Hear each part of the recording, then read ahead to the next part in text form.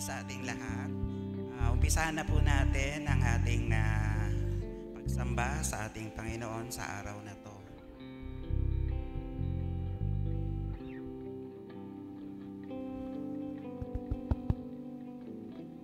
Psalm 118, 19 to 24. Ito po ay dalangin sa pagpapasalamat sa pagtatagumpay. Ito po ang sinasabi ng ating Panginoon. Ang mga pintuan ng banal na templo'y inyo ngayong buksan. Ako ay papasok at itong si Yahweh ay papupurihan. Ito yaong pintong pasukan ni Yahweh, ang Panginoong Diyos. Tanging ang matuwid, ang pababayaan dooy makapasok. Aking pinupuri, ikaw o Yahweh, yamang pinakinggan, dinig mo ako't pinapagtagumpay. Ang batong natakwil ng nangagtatayo ng tirahang bahay, sa lahat ng batoy higit na mahusay. Ang lahat ng ito, ang nagpamalas ay ang Diyos na si Yahweh. Kung iyong mamasdan ay kawili-wili o kahanga-hanga, ang araw na itong ang Diyos ang nagbigay. Tayo ay magalak, ating ipagdiwang. Maraming salamat po, Panginoon, sa araw na to. Muli, narito kami sa iyong harapan na nagpapakumbaba na ikaw ay purihin, sambahin at pasalamatan sa lahat ng mga ipinagkakaloob mo sa amin. Sa aming buhay, Panginoon, tunay nga po, ikaw ang aming Diyos na makapangyarihan sa lahat, na may gawa ng langit at lupa at ng buong sangkatauhan, Panginoon. Napakadakila mo, Panginoon, sa buhay namin. Kaya narito po kami at magpupuri sa iyo ng walang hanggan, Panginoon. Nawa, O Lord, i-bless mo po ang aming pagpupuring ito sa araw na to at ihatid mo po ang aming mga kapatid na manggagaling pa sa iba't ibang lugar, O Lord. Ilayo mo po sila sa anumang kapahamakan sa kanilang daraanan at magkita-kita kami ng may galak sa araw na to, Panginoon, sa iyong bahay-sambahan. Marami pong salamat, O Lord. Alisin mo po ang lahat ng sagabal sa aming pagpupuri sa iyo, Lord. Thank you po. In Jesus' name we pray. Amen. Tayo po'y tumayo na at atin pong awitan ng ating Panginoon sa pamumuno ni Sister Mira. Praise God. Isang magandang araw po sa ating lahat. Isang mapagpalang araw po sa ating lahat. At tunay nga na muli ay ito ang araw upang tayo magkasama-sama, upang makapag-fellowship sa bawat isa, makapakinig ng salita ng Panginoon at magbigay papuri sa Kanya sa oras na ito. Dahil tunay nga na talagang karapat-dapat siya sa ating mga papuri at pasasalamat. At kaya ngayon po, inanyayaan ko pong lahat na ihanda na po natin ang ating mga puso't isipan sa pagbibigay papuri sa Panginoon. Palakpakan nga po natin ang Panginoon. Praise the Lord. Awitan po natin siya.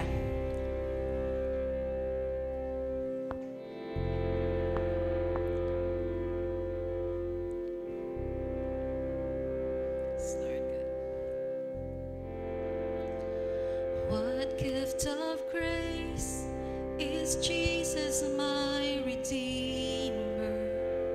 There is no more in heaven now to give.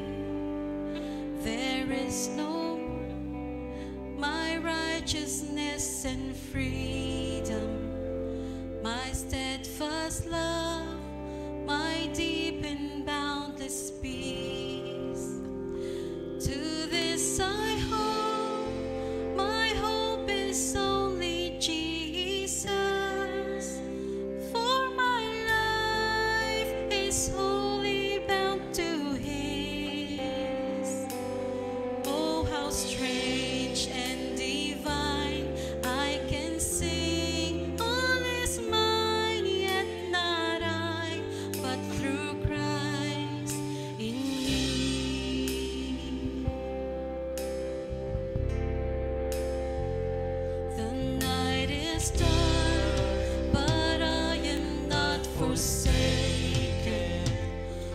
for by my side, the Savior, He will stay. I labor on in weakness and rejoicing, for in my need His power is displayed. To this I hope, my Shepherd will defend me. Through the deepest valley He will lead. Oh, the night has been won, and I shall overcome, yet not I, but through Christ in me.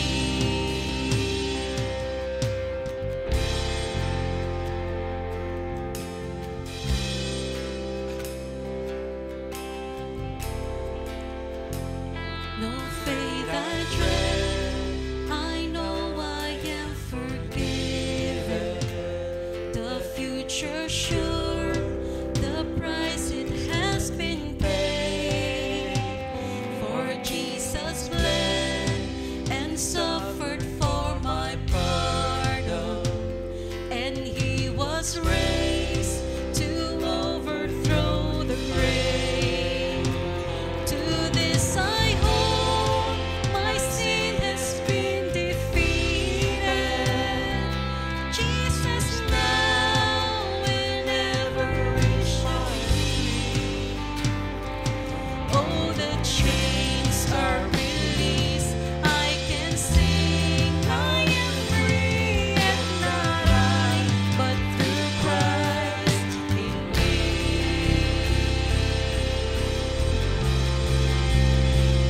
With every breath, I long to follow Jesus, for He has said that He will bring me home.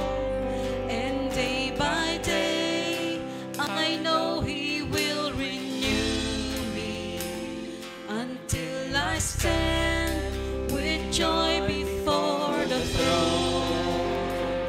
To this I hope, my hope is only Jesus. All the glory evermore to Him. When the race is complete, still my lips shall repeat, yet not I, but through Christ in me. To this I hope,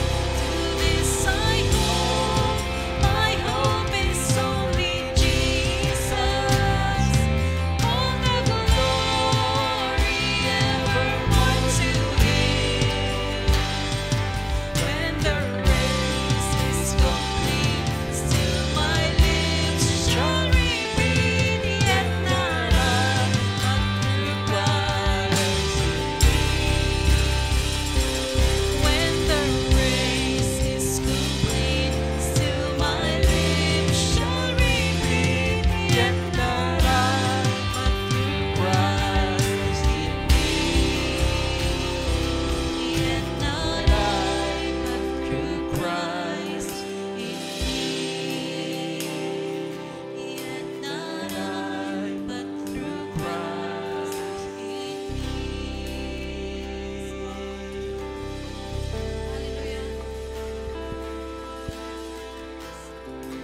We praise you, Lord God.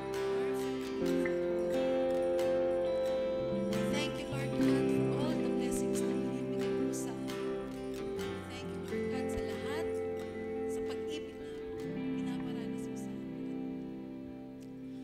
Hallelujah, Lord God. Nasasalamatan ka namin at pinupuri ka namin, O Lord. Yes, Lord God. Patuloy po nating awitan ng Panginoon.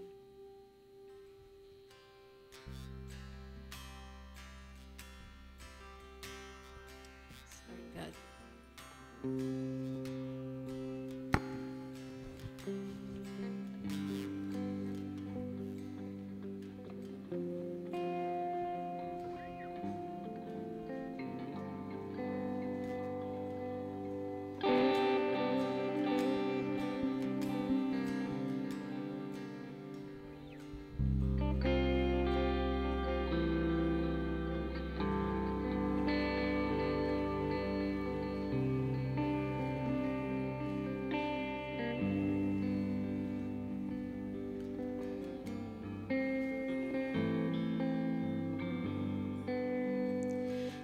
great the chasm that lay between us, how high the mountain I could not climb. In desperation, I turned to heaven, spoke your name into the night, and through the darkness, your loving kindness tore through the shadows of my soul. The work is finished, the end is written. Jesus Christ, my living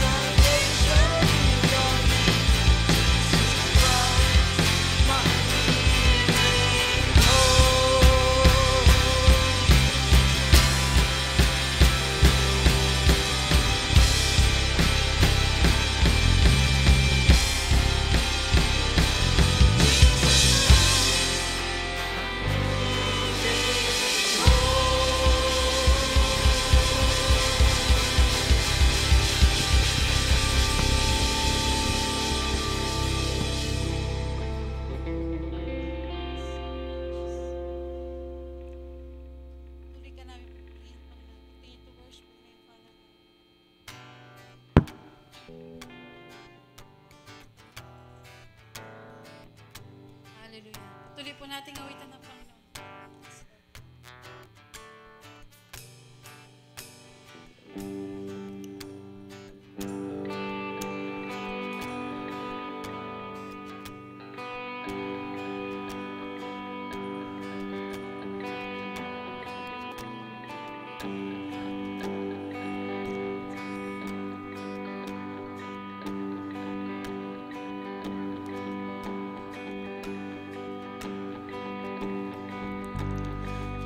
Who am I that the highest King would welcome me? While I was brought me in, oh His love for me, oh His love for me. Who the Son sets free, oh is free indeed. I'm a child of God. Yes, I am. He has ransomed me. His grace runs deep. While I was a slave to sin, Jesus died for me. Yes, He died for me. Who the Son sets free, oh, is free indeed. I'm a child of God. Yes, I am. In my Father's house, there's a place for me. I'm a child of God. Yes, I am chosen, not forsaken. I am who you say I am. You are for me, not against me. I am who you say I am. I am chosen, not forsaken. I am who you say I am. You are for me, not against me. I am who you say I am. I am who you say I am. Who the Son sets free, oh, is free indeed. I'm a child of God. Yes, I am. In my Father's house, there's a place for me. I'm a child of God. Yes, I am. In my Father's house. In my Father's house,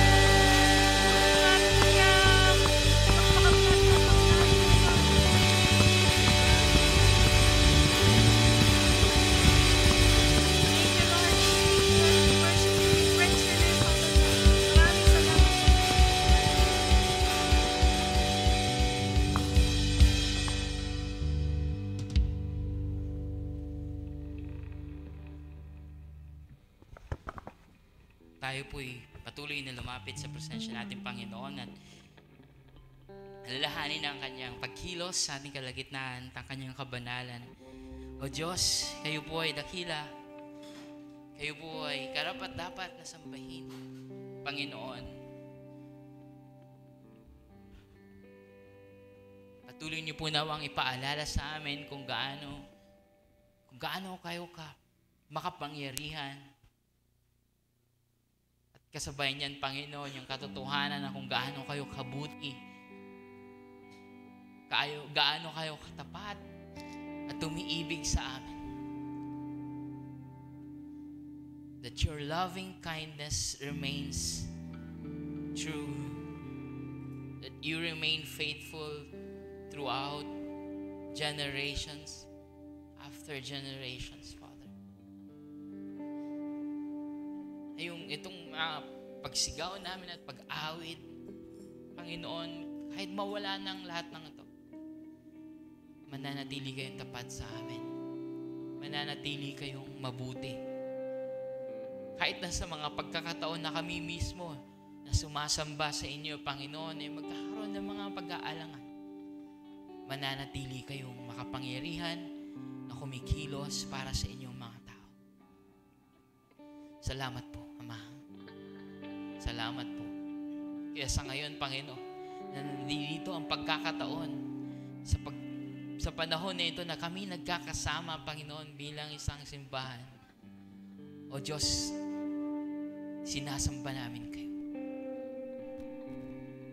Papakumbaba kami, Panginoon, dahil alam namin, O Diyos, na kailanman ay hindi kami magiging kagaya ng inyong kadakilaan. Ang layo, Panginoon, ng aming pagkakaiba sa inyo. Naalala namin yun, Panginoon. Ngunit sa dakilang pag-ibig niyo at sa plano ninyo, Panginoon, hindi nyo kami pinilit na maging kagaya ninyo, Panginoon. Kayo mismo ang naging kagaya namin. Na tao na nasusugatan, nahihina, na namamatay. Yun po ang ginawa ng iyong anak na si Jesus para sa amin. To be made like every one of us, his brothers and sisters, and offer his life as a sacrifice for our sins, as a sacrifice that will heal all our longings, all our wounds, all our brokenness, and of this world's mess, Father. We thank you, Father, for your love through your Son, Jesus. Kung napapaalalahan kami, Panginoon, kung gaano ka magulumihanan ng mundo, kung gaano kadilim minsan ng mga pangyayari, kung gaano minsan hindi maunawaan ang mga nasa aming paligid, O Diyos, ang iyong pag-ibig ang magpapaalala sa amin. Kung kayo po, Panginoon, ang aming patuloy na tinataas, O Diyos, kung kayo po patuloy namin sinasamba, mapapalalahanan kami kung gaano katakilang iyong pag-ibig, O Diyos. Dahil ang aming pagsamba sa inyo ay patuloy na pagkilala sa inyo.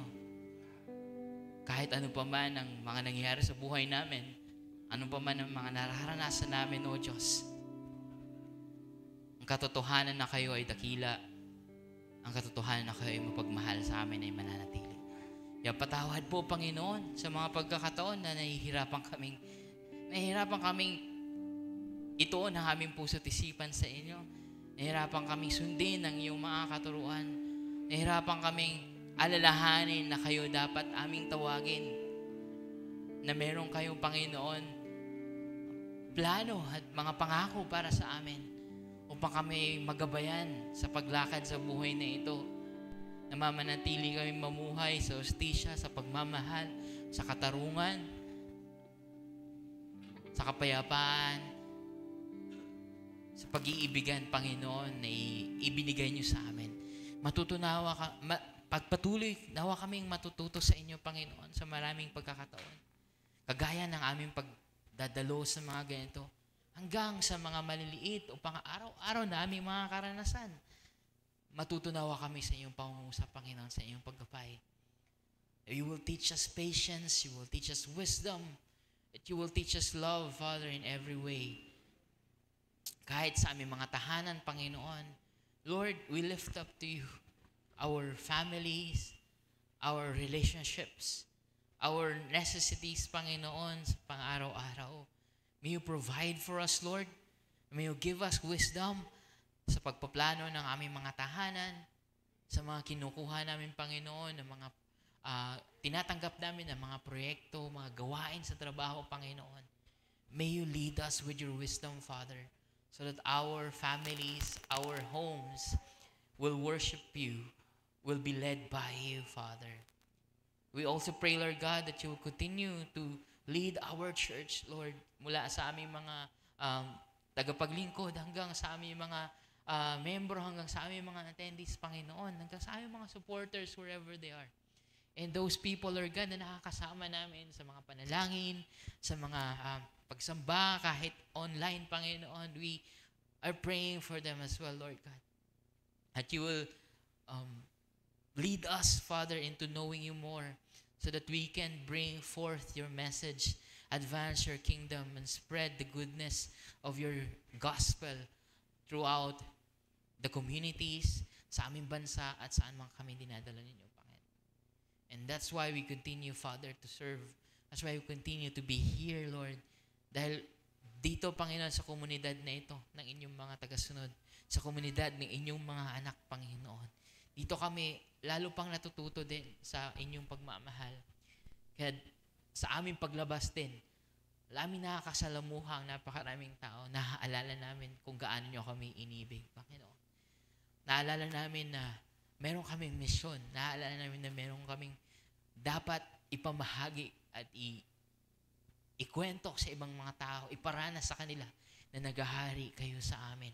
Na merong hari na nagdadala ng pag-asa, nagtuturo ng pagmamahal at nagpapakita na merong daan papunta sa Diyos Ama. Na may daan na makalangit, nakakaiba, na hindi kagaya ng mga standard ng mundo, Panginoon. And that's why we are here. Father, continue to teach us. Continue to lead us. Because this world needs you, Father. Our hearts need you. Our lives, our neighbors, our communities, our country, and our world need you, Father. Teach us with the teachings of your Son, Jesus. Teach us with the love of Christ. And encourage us by your word this morning. Mangusap po kayo sa amin, Panginoon. Sa pamamagitan ng aming mensahe sa umaging ito, Panginoon, build us up, Lord God, in our faith and strengthen our love for each other, strengthen our faith sa inyo, Panginoon, as we carry on our mission in this world. We love you, Lord, and we want to honor you and listen to you this morning. May you be glorified. In Jesus' name we pray. Amen.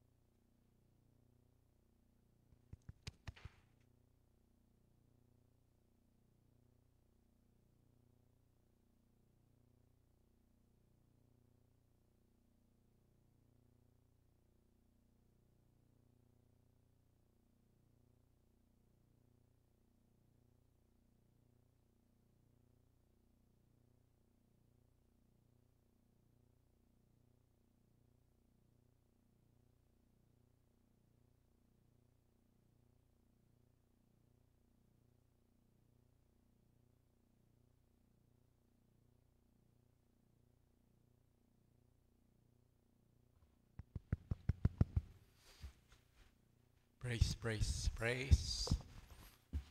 Thank you, Pastor and Engineer. Wala na naman yung dalawang matanda. Namimiss ko na yung dalawang kapwa ko matanda, si Bok at Ben. Praise the Lord. Isang magandang araw po, isang mapagpalang araw na tayo'y binigyan na naman ng pagkakataon, kalakasan ng ating Panginoon para siya ay sambahin, dakilain, pasalamatan, paglingkuran. Napakaganda po ng ating tema para sa taong ito. Living for the King ba yun? Living for Jesus. At para mangyari yon, kailangan yung January theme natin is a life of worship. Yun po yung una, no? Pinakamahalaga. Kailangan yung talagang nananambahan tayo sa Diyos. Kalawa naman, if you are living for the King, kailangan po yung buhay na talagang patuloy kang natututo, nag-aaral ng kanyang mga salita. So yun po yung ating theme for February, Learning from the King. At nung mga naunang linggo, first, second Sunday, talagang pinagpala tayo ng Diyos through our Pastor Kit na talagang masaganang mensahe. Una na nga yung invitation ng Lord to come to Him, lahat ng mga nabibigatan, napapagal, at matuto sa Kanya. No, sa ating Panginoon, makikita natin yung kababaan ng Lord na nag-aanyaya para sa lahat ng napapagal upang matuto, mag-aral mula sa kanyang salita. At ikalawa naman, yung sa John 13, yung lesson naman on humility, paglilingkod sa ating Panginoon na in-exemplify mismo ng ating Panginoon at in-emphasize niya ito, mga kapatid. So, very powerful message. Talaga na-bless tayo na tama-tama naman anibersaryo. Sabi ko nga kay Kit, talagang hindi ako makailag doon sa mensahe, lalo na yung humility. Talagang sapul ako kada sandali, no? Dahil nakita ko, malaki pa yung kulang ko, kakulangan when it comes to totoong humility before our Lord, our King. At magpapatuloy tayo doon sa ating lesson. At ngayon ang ating gustong i-topic is about lessons learned from crisis. Lessons learned from crisis. Hindi lahat ng mananampalataya ay lumalago at lumalalim sa buhay spiritual dahil hindi lahat ay natututo. Hindi po lahat ay natututo, lalo sa pagharap natin sa mga krisis ng buhay. Dapat sana ay may mga mahalagang lessons tayo na pupulot dito, pero sa kabila nun ay hindi po nangyayari. Kung kaya minsan ay hindi tayo lumalago, hindi tayo lumalalim, tumitibay for failing to see the lessons from the crisis of life. At ito'y talaga nakadepende sa ating magiging attitude sa pagharap sa mga krisis ng buhay. Gusto nating makita ngayon, sino ba ang nagiging mapagpakumbaba sa paglapit sa Diyos sa pananalangin? Na nais siya talagang matuto, lalo na yung mga dumadaan sa maraming problema, pagsubok. Sino ba ang tunay na makatatanggap ng gabay, patnubay at katuruan mula sa salita ng Diyos? Sino ba? Yung mapalad na yon. And then, ano ang role ng prayer sa ating mga pagsubok? Maganda makita po natin ito. At ito yung nais nating tignan sa ating teksto sa Psalm 25. Kung kayo ay nakapahinga na, tayo tumayo muli, mga kapatid. At basahin po natin yung salita ng Diyos mula sa Psalm 25. I'll be reading from the New King James Version. Psalm 25. To you, O Lord, I lift up my soul. O my God, I trust in you.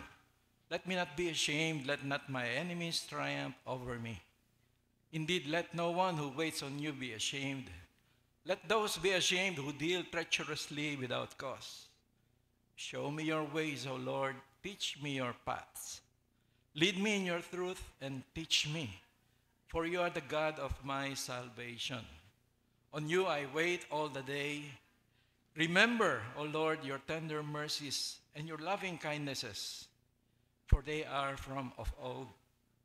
Do not remember the sins of my youth, nor my transgressions. According to your mercy, remember me, for your goodness' sake, O Lord. Good and upright is the Lord, therefore he teaches sinners in the way.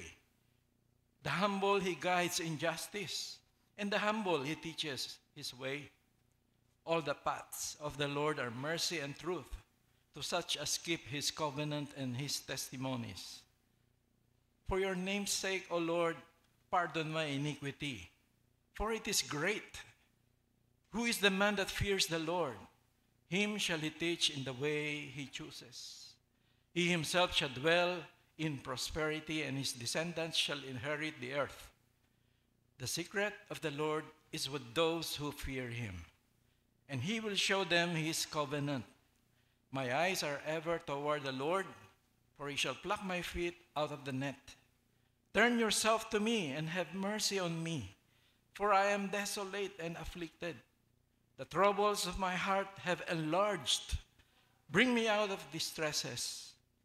Look on my affliction and my pain, and forgive all my sins. Consider my enemies, for they are many, and they hate me with cruel hatred. Keep my soul and deliver me. Let me not be ashamed, for I put my trust in you. Let integrity and uprightness preserve me, for I wait for you. Redeem Israel, O God, out of all their troubles. Sa iyo namin pinakakatiwala, O Diyos, ang iyong mensahe. Ikaw po'y mangusap.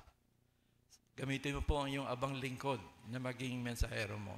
Sa pangalan ni Jesus. Amen. Upo na po tayo.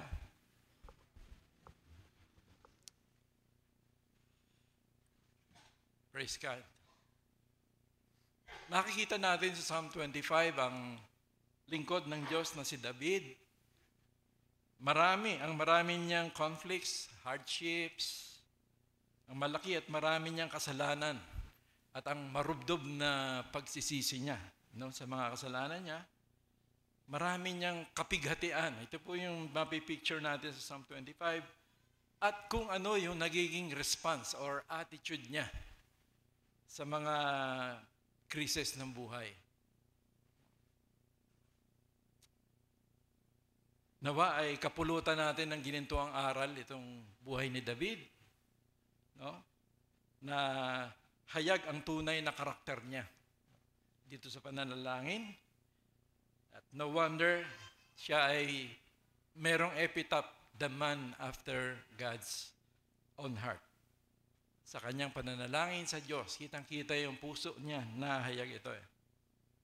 So ito po yung lesson natin ngayon, lessons learned from crisis. At ito po yung magmumula sa buhay ni Haring David, kung ano yung mga lessons na matupulot natin sa kanya. Una, sa 1 hanggang 3, ay makikita natin si David na he is praying to God because of his enemies. No, binabanggit niya rito, no? Unto thee, O Lord, do I lift up my soul. O my God, I trust in you. Let me not be ashamed. Let not my enemies triumph over me. So malinaw po, si David bilang hari, bilang lingkod, ay napapalibutan ng mga kaaway. Dalawa yung malinaw na kaaway dito, yung mga tao, yung mga pagano, at yung mga kababayan niya, kamag-anak, maging yung anak niya, si Absalom, naging kaaway niya po. No? At nandun din yung matinding kaaway niya, yung kanyang mismong sarili. Dahil kitang-kita niya yung kanyang pagkamakasalanan. Po, kitang-kita niya at siya ay talagang, kumbaga, diring-diri, no? Dun sa talagang realidad na siya ay makasalanan. Ito po yung Haring David. Walang direct na tinutukoy dito tungkol sa the evil one na kanyang kaaway, pero siguro maikukonekta na natin ito dahil sa mga sa Psalms madalas ang binabanggit niyang kaaway ay yung mga kaaway ng Diyos. Yung mga kaaway ng Diyos. At naunawaan natin na si Satan ay kasama ron. Dahil siya yung talagang gumagamit din sa mga tao para magrebelde sa ating Diyos. Tayo man mga kapatid ay sa totoo lang, meron tayong kaaway. Di po ba? Katunayan nga, nung tayo naging Kristiyano, lalong naging malinaw yung mga kaaway natin eh. Kasi dati okay lang eh. Kahit nasa kasalanan ka, okay lang eh. Masaya ka pa nga eh. Pero ngayon, nung naging Kristiyano ka na, ibang usapan na. Ano po? Kakasala ka pero hindi ka maligaya. No? Merong conviction na eh.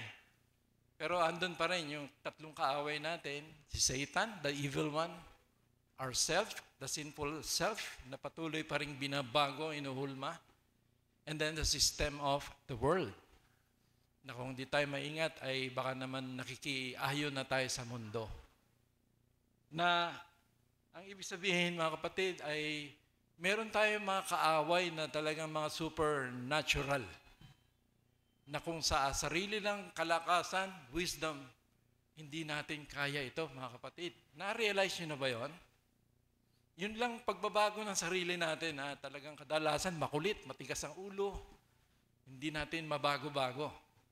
Ano po? Minsan, nagpo-focus tayo sa ibang tao na gusto natin baguhin sila, pero tayo mismo, may problema eh. No, yung ating sinful nature. And then, nandun din yung spiritual dark forces na talagang makapangyarihan ito so that hindi mo pwedeng madaan ito sa sigaw-sigaw. No? Kundi, sabi nga ni Zechariah, it's not by might nor by power, but by my Spirit. So, it is through the Spirit, the Holy Spirit, that we are able to combat the spiritual forces of the enemy. So, na-realize po ba natin ito, pati yung sa mundo, mga kapatid? Mahirap minsan hindi makiayon, lalo na kung ito yung popular, ito yung gawi ng karamihan. Ano? Kasi kung hindi mo gagawin yun, ay tiyak ang iyong persecution. No? Ipe-persecute ka for choosing to live a godly life.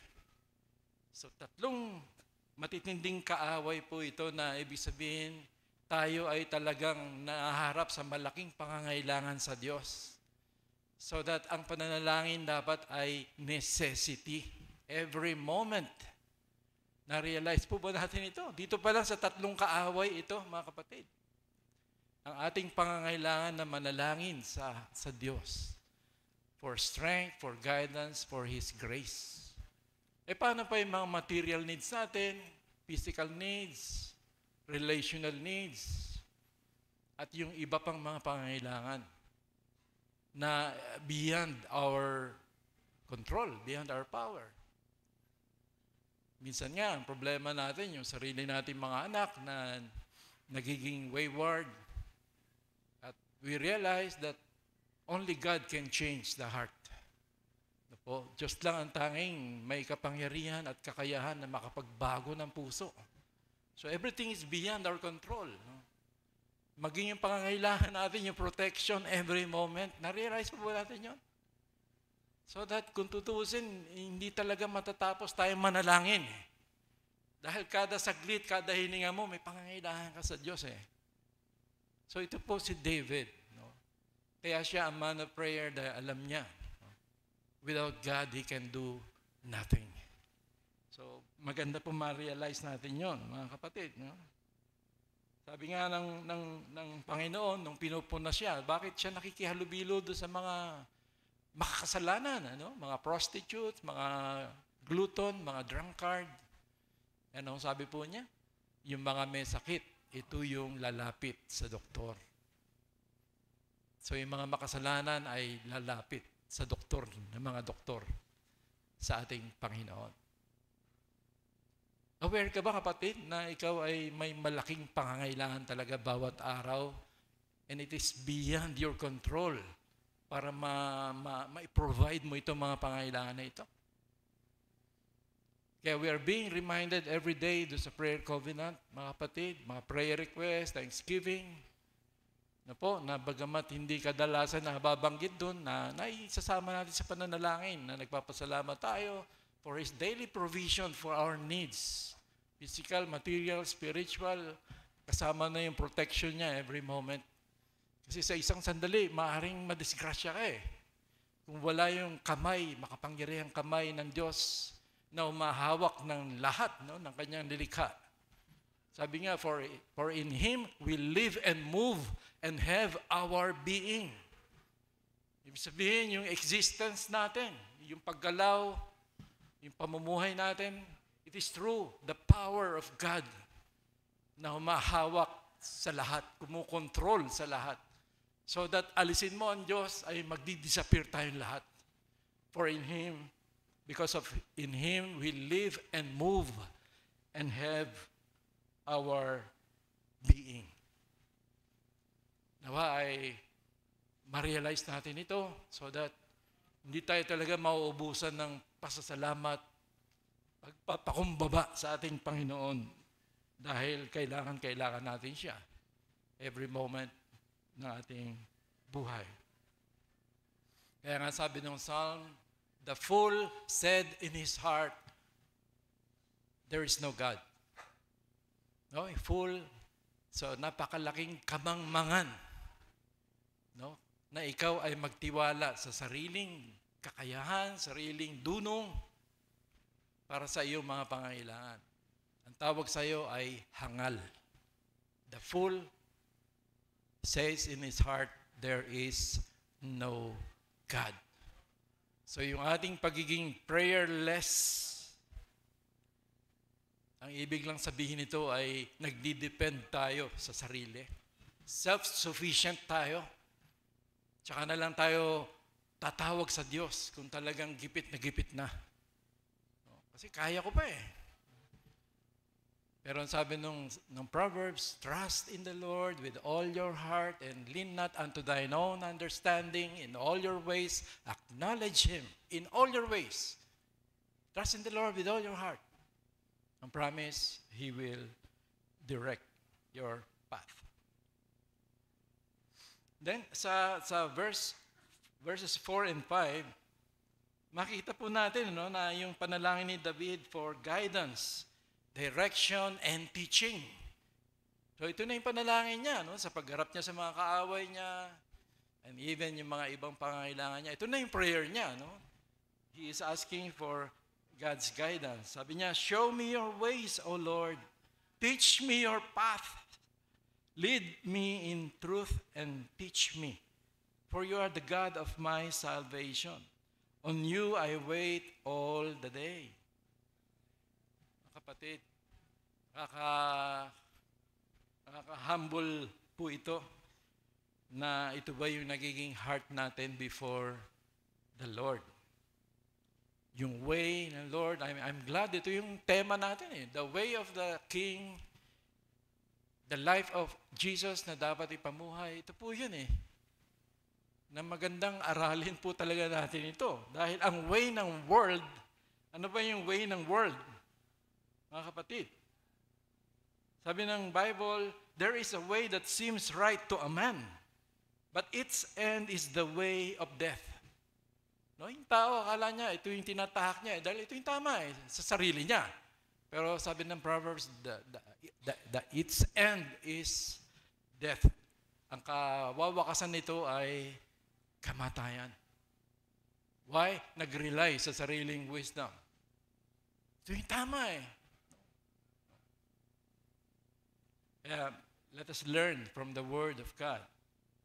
Sabi ng Panginoon mismo, enter by the narrow gate. For wide is the gate and broad is the way that leads to destruction. And there are many who go in by it. Malawak, maluwang ang daan, patungo sa kapahamakan. Marami ang pumapasok dito. Kaya minsan hindi basihan yung success ng isang church. Ang dami nila. Po. Dami nila eh. Pero ang tanong, tama ba yung kanilang pananampalataya? Tama ba yung doktrina nila? Talaga bang nananambahan sila sa Panginoong Jesus? Siya ba yung tinatanghal? Ang kanyang mga salita ba ang talaga na-uphold para maipamuhay? Popular yung daan na yan, patungo sa kapahamakan at marami ang pumapasok. Mga kapatid. Kaya, makikita natin na ang totoong kumikilala lamang sa ating Diyos. Yung kumikilala na siya yung Diyos, siya yung Panginoon, Creator, omniscient, omnipotent, omnipresent, all-loving God, most holy God. Yung mga kumikilala lamang ang talagang maghahangad ng direksyon ng Panginoon. Yung direksyon, yung gabay at katuruan. Ito yung response ng isang Christian sa pagharap niya sa Diyos. Diyos na walang hanggan niyang kapatid. So you as a servant, as a disciple, as a follower, anong attitude mo before the Lord? Kapatid, ang prayer mo ba ay, speak, Lord, for your servant is listening? Ito ba yung prayer mo na talagang nagpapakumbaba? Dahil sa totoo lang, hindi mo alam yung way, hindi mo alam yung truth about the Christian life.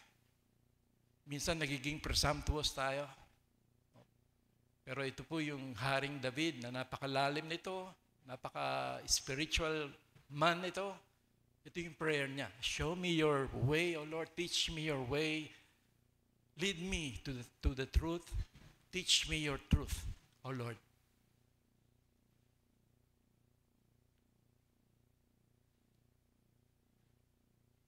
Kaya yung pamumuhay Kristiyano is an impossibility apart from God empowering and enabling us.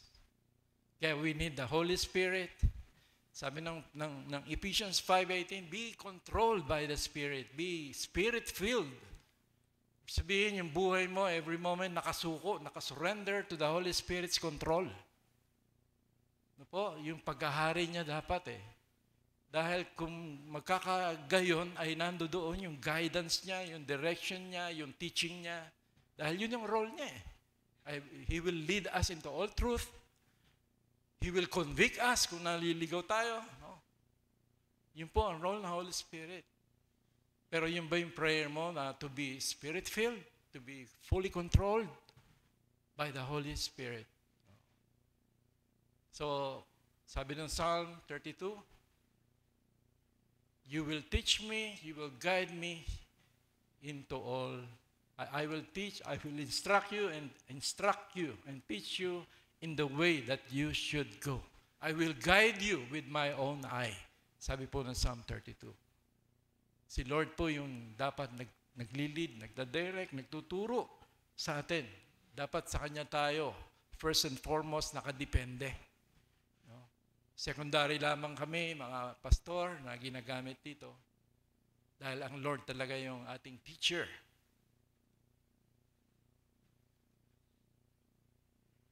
So do you know the way of the Lord, mga kapatid? Do you know about the truth about kingdom living? Alam mo ba ito, kapatid?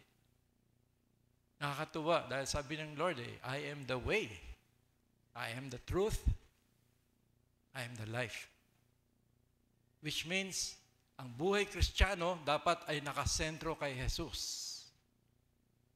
Siya yung daan Siya yung katotohanan, siya yung buhay.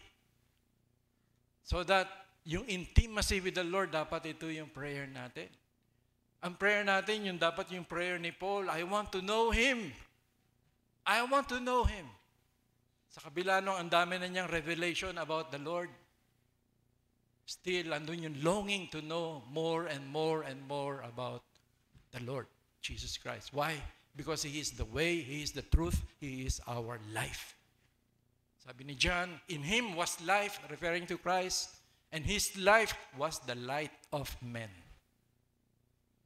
Yung buhay mo ngayon, yung buhay ko ngayon, hindi na yung dating buhay sa mundo. Ito'y buhay na walang hanggan, kapatid. Ito'y pinaghaharian ng Diyos. Kakaibang buhay ito. At tanging ang Panginoon lang ang mga mapagtuturo sa atin kung ano yung way, ano yung truth, ano yung kahulugan ng buhay.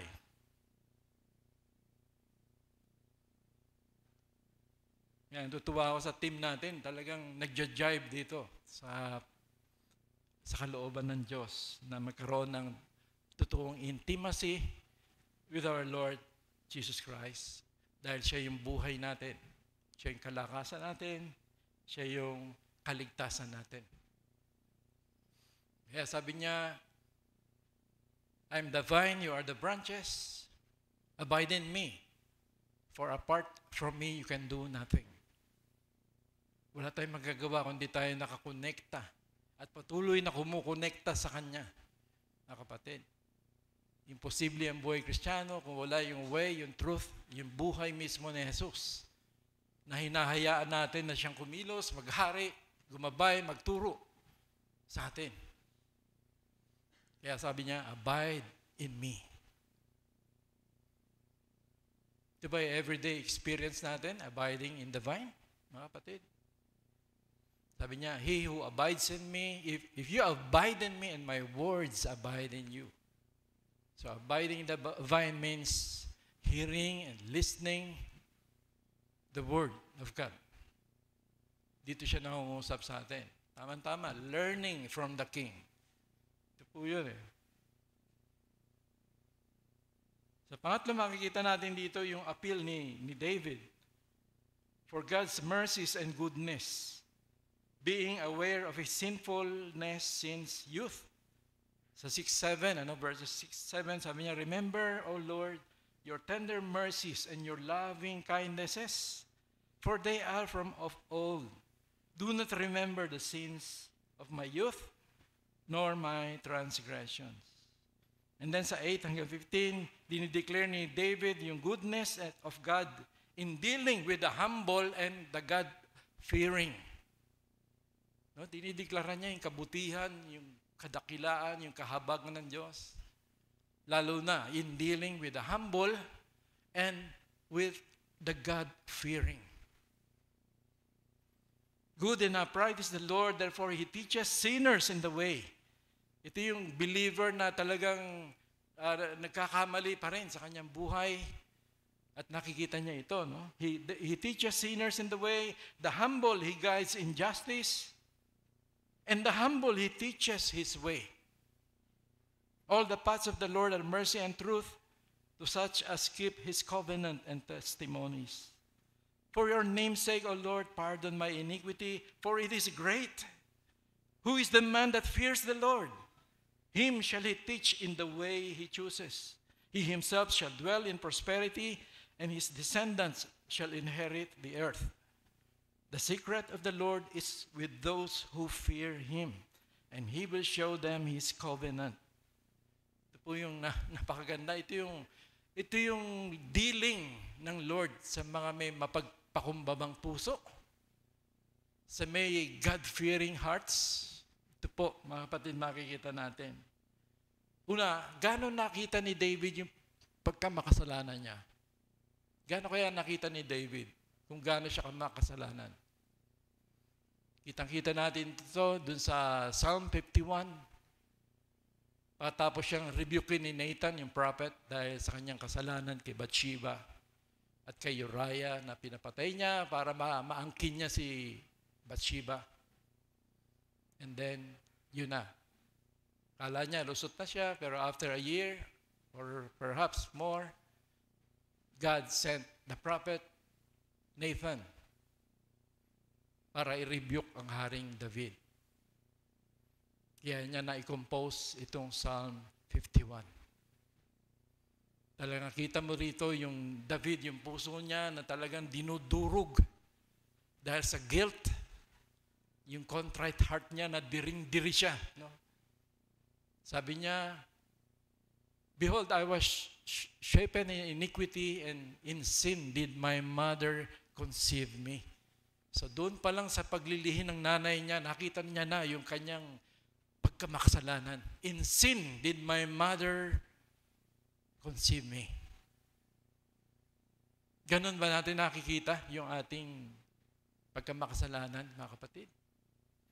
Or doon lang tayo tumitingin sa mga actions natin? Hindi yung talagang source nito. Yung ating puso. Na kadalasan napaka-deceitful. So ito po, ganito niya nakikita yung pagkamakasalanan niya. Kaya knowing our true sinfulness and holiness and the holiness of God will lead us on bended knees to the throne of grace. Kung talagang alam mo, no, hindi dito lang, kundi dito kung gaano ka makasalanan, kung gaano ka talaga napaka-hopeless, napaka-desperate apart from God,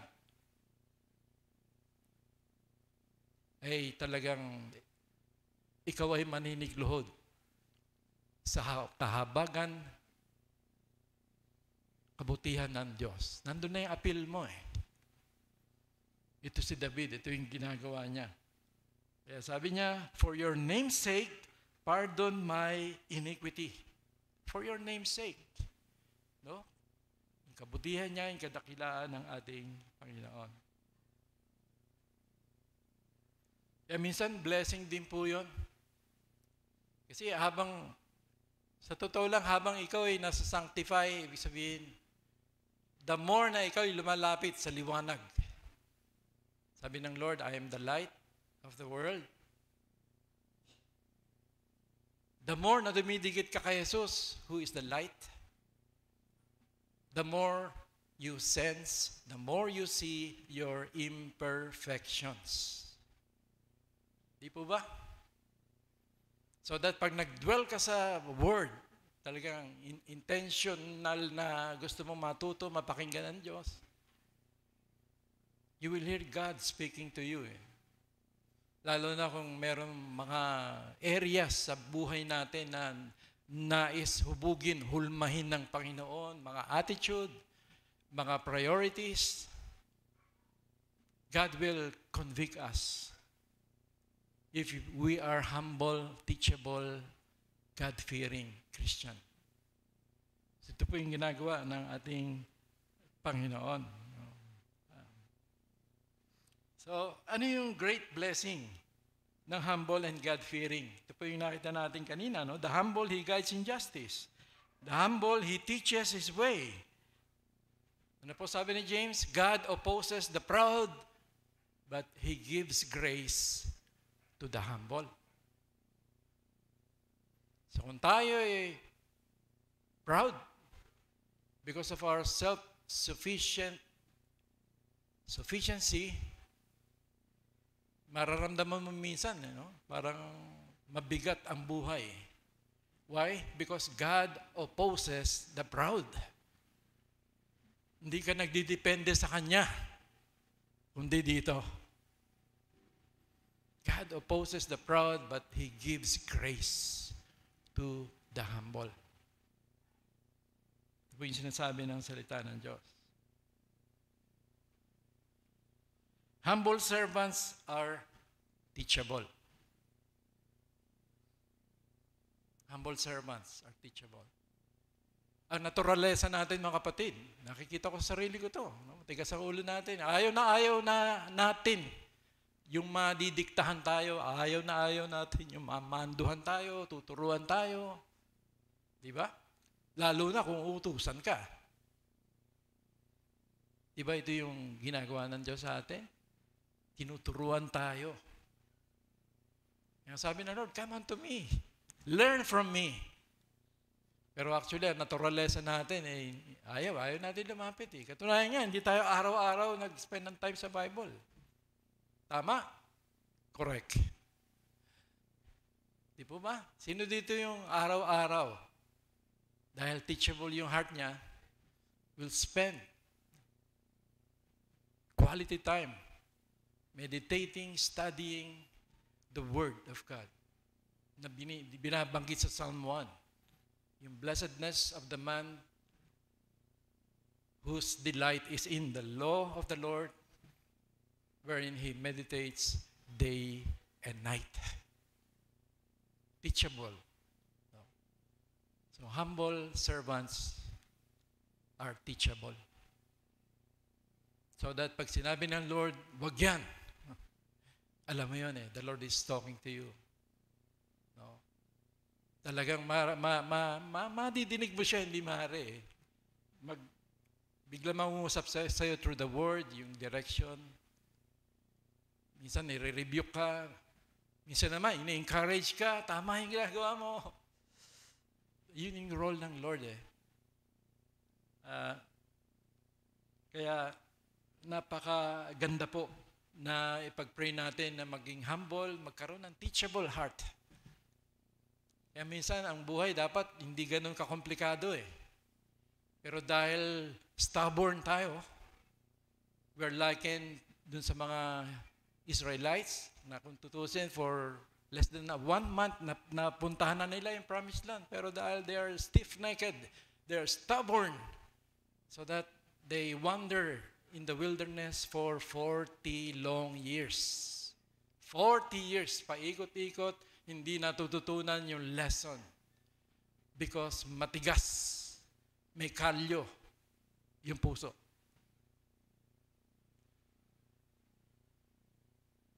Praise the Lord. Sabi po rito, who is the man that fears the Lord? Him shall he teach in the way he chooses. He himself shall dwell in prosperity, and his descendants shall inherit the earth. The secret of the Lord is with those who fear him, and he will show them his covenant. God-fearing ba tayo, kapatid? Kasi kung God-fearing ka, the fear of the Lord is the beginning of, sa verse 7 ng Proverbs 1, the beginning of knowledge. The beginning of knowledge. Proverbs 1 verse 7. No, kung talaga may takot ka sa Diyos, ito na yung simula ng knowledge, ng kaalaman, dahil lalapit ka sa Diyos Talagang mananalangin ka Dahil siya yung Diyos mo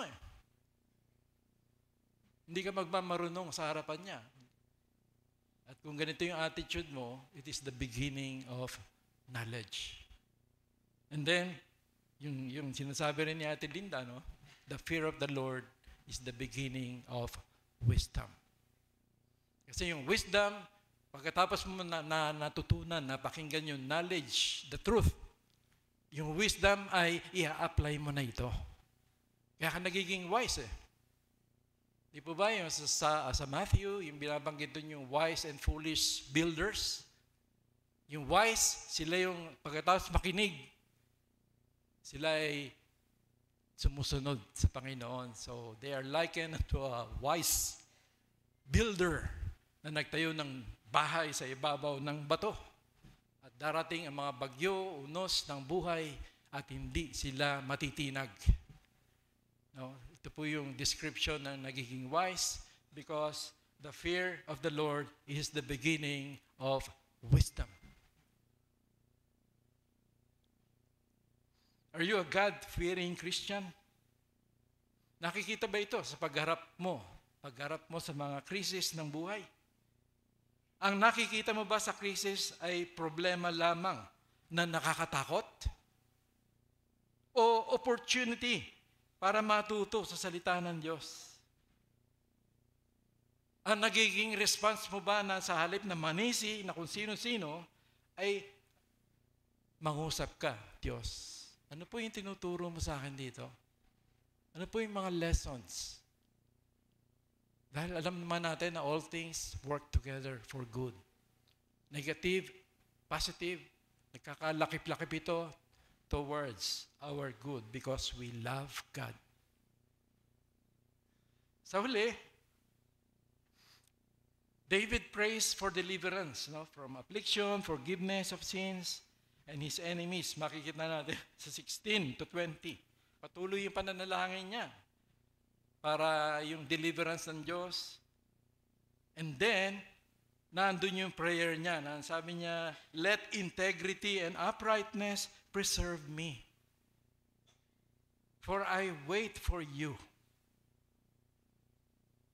Dito ko lalong humanga kay Haring David. No? Dahil servant ito ng Panginoon, anointed. pero dumadaan sa matitinding bagyo ng buhay. At minsan, matatagal na problema. No? So, ano yung nagiging attitude niya? Sabi niya, let integrity and uprightness preserve me, for I wait for you. Ito pa rin yung attitude niya. Gusto niya pa rin talagang manatili sa pakikinig, sa pag-aaral, sa pagsusunod sa ating Panginoon. Kabi-kabila yung bagyo na dinaranas niya. Ito yung prayer niya. Preserve mo ko, Lord, ng buhay na may integridad. Ibig sabihin, yung buhay na consistent sa iyo. Kung sino ka, ano yung nais mo. No. Ito yung prayer ni Haring David. Di po ba? Tayo, ang daling magpuri. Ang daling magpasalamat eh.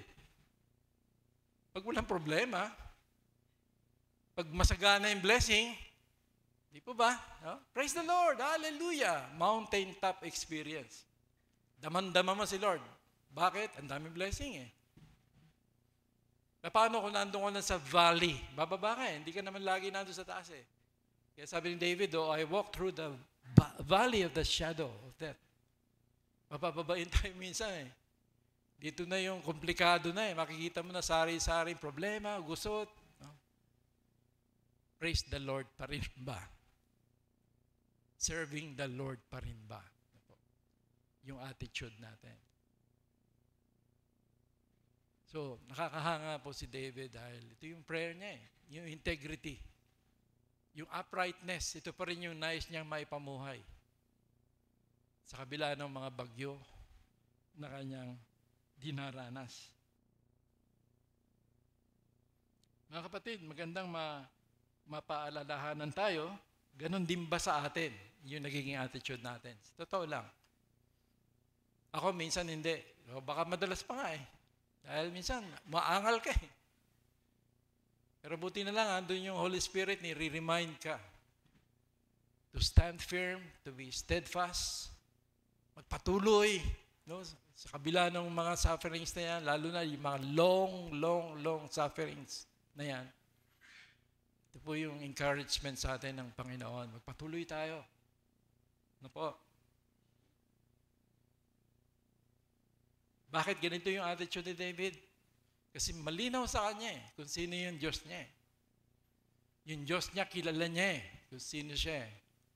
Yung Diyos, ito yung talagang kalakasan niya, ito yung salvation niya, ito yung strength niya, ito yung buhay, ito yung gabay niya, ito yung shepherd niya. Malinaw kay David ito eh. Kaya hindi siya kakalas kailanman, kundi mananatiling naka-attach doon sa kanyang hari. A life of integrity. Kung ano man yung dinadanas mo, kay Lord ako eh. Ano man yung mga dagok na dinadanas mo, si Lord ang buhay ko eh. So that outside of Him is sure death and destruction. Sabi ni Paul, for me to live is Christ. To die is gain. Ang mabuhay ay si Kristo.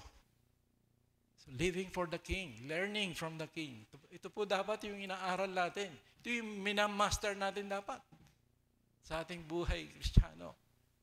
Hindi na yung buhay natin na dating makamundo, makasarili, na kadalasan ang kahulugan ng buhay dati ay material things. Possessions. Mga pangarap na gusto kong maging. Dito tayo nakaano eh.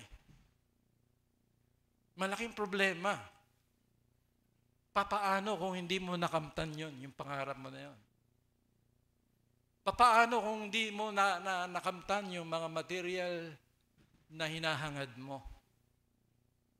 Minsan kahit sa mga mahal natin sa buhay, huwag nating sambahin yan. Huwag nating i-possess yan. Papaano kung kunin na ni Lord yan? Malaking problema mo. So hindi doon nakabata yung kahulugan ng buhay natin. Kapatid. Sabi ng Lord, beware of covetousness, For man's life does not consist in the abundance of his possessions. Hindi ito yung kahulugan ng buhay. Ang buhay na ating taglay-taglay ngayon, yung buhay ni Kristo. Kadalasan makitid, makipot, tuwid na daan ito. Puno ito ng mga problema, pagsubok, sufferings. Pero sabi nga nung song, there is no peace, no joy, no thrill, like walking in His will. For me to live is Christ. To die is gain. Kingdom living is about perseverance. Kingdom living is about endurance. Steadfastness in the faith, fully trusting and obeying Christ in His words in the midst of suffering. Dito mo makikilala yung tunay na Kristiyano. Dadaan sa maraming problema yan, pero nananatiling, naglilingkod, immovable, steadfast, and always abounding in the Lord, in His work. Nabakasan na natin. Medyo. Si Haring David, sabi ko nga kanina, siya yung may epitaph, the man after God's own heart. Sabi ni Chuck Swindoll, meron siyang dagdag na epitaph eh. Yung sa Bible study guide ni Chuck Swindoll, yung about the life of David. Nakita niya kay David na devotion and not perfection. Sabi niya, devotion and not perfection is the key to a life that pleases God. Hindi yung kanyang sinless perfection. Kasi dami niyang kasalanan eh, ni David eh. Pero he is the man after God's own heart. Bakit? Because of his malalim na devotion sa ating Panginoon. Meaning yung puso niya talagang totally inclined, totally yielded sa Panginoon na nagmamay-ari sa Kanya. So that dumaan man siya sa maraming problema, pagsubok, kapigatian, nananatili siyang nananalangin, nananatili siyang bukas sa salita ng Diyos na nais matuto, nais mapakinggan, nais sundin ang kalooban ng Diyos. Mga kapatid, nawa ay mangusap sa atin ang Panginoon. Magkaroon tayo ng humble, God-fearing hearts na talagang sa halip na problema ang nakikita sa mga krisis. Ang nakikita ay opportunity. Katulad nung 12 spies na sinugo doon sa Promised Land para mag-scout kung ano ito. 2 klaseng report ang nangyari. Una yung report nila Joshua and Caleb. Nakita nila ay opportunity. Nakita nila ay victory. Bakit? Dahil pangako ng Diyos yan eh. No? Na i-conquer yan dahil yan yung Promised Land. Pero yung 10, nakita nila problema. Nakita nila mga higante. Nakakatakot, imposible. So that nahikayat nila yung mga tao na maniwala sa Diyos.